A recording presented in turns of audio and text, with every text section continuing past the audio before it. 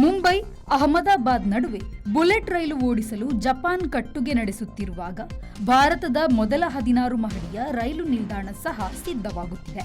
ಗಂಟೆಗೆ 300 ಕಿಲೋಮೀಟರ್ ವೇಗದಲ್ಲಿ ಓಡುವ ಬುಲೆಟ್ ರೈಲಿಗೆ ಎಲ್ಲ ಬಗೆಯ ತಯಾರಿ ನಡೆದಿದೆ.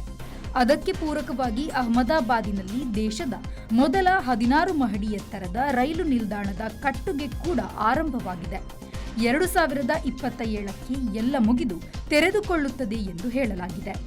ಅಹಮದಾಬಾದಿನ 16 ಮಹಡಿಯ ರೈಲು ನಿಲ್ದಾಣ ದೇಶದಲ್ಲಿ ಮೊದಲು. ಇದು ತನ್ನ ರೈಲು ಹಳಿ ಕವಲುಗಳಿಂದ ನೇರವಾಗಿ ಬುಲೆಟ್ ಟ್ರೈನ್, ಮಾಮೂಲು ನಿಲ್ಬಂಡಿ, ಬಸ್ ನಿಲ್ದಾಣ, ಮೆಟ್ರೋ ರೈಲು ಎಲ್ಲದಕ್ಕೂ ಸಂಪರ್ಕ ಕೊಂಡಿಯಾಗಿರುತ್ತದೆ. ಕಾಲುಪುರ ಮೆಟ್ರೋ ನಿಲ್ದಾಣಕ್ಕೆ ನೇರ ಹೊರಹೋಗಲು ದಾರಿ ಇರುತ್ತದೆ. ಕಟ್ಟಡ, ಪಾರ್ಕಿಂಗ್, ಕಚೇರಿಗಳು ಎಂದು ಎಲ್ಲದಕ್ಕೂ ಅವಕಾಶ ಇರುತ್ತದೆ. ಕಟ್ಟಡದ ಪ್ರತಿಯೊಂದು ಮಹಡಿಯು ಸ್ಥಳೀಯ ವಾಸ್ತುವಿನ್ಯಾಸ ಹೊಂದಿರುತ್ತದೆ.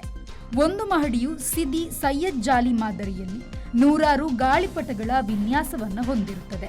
ಕಟ್ಟಡಕ್ಕೆ ತಕ್ಕಂತೆ ಅದರ ಸುತ್ತಮುತ್ತಲಿನ ರಸ್ತೆ ಇತ್ಯಾದಿ ಅಭಿವೃದ್ಧಿಯೂ ಆಗುತ್ತದಂತೆ. Bureau report, V4 news, Ahmedabad.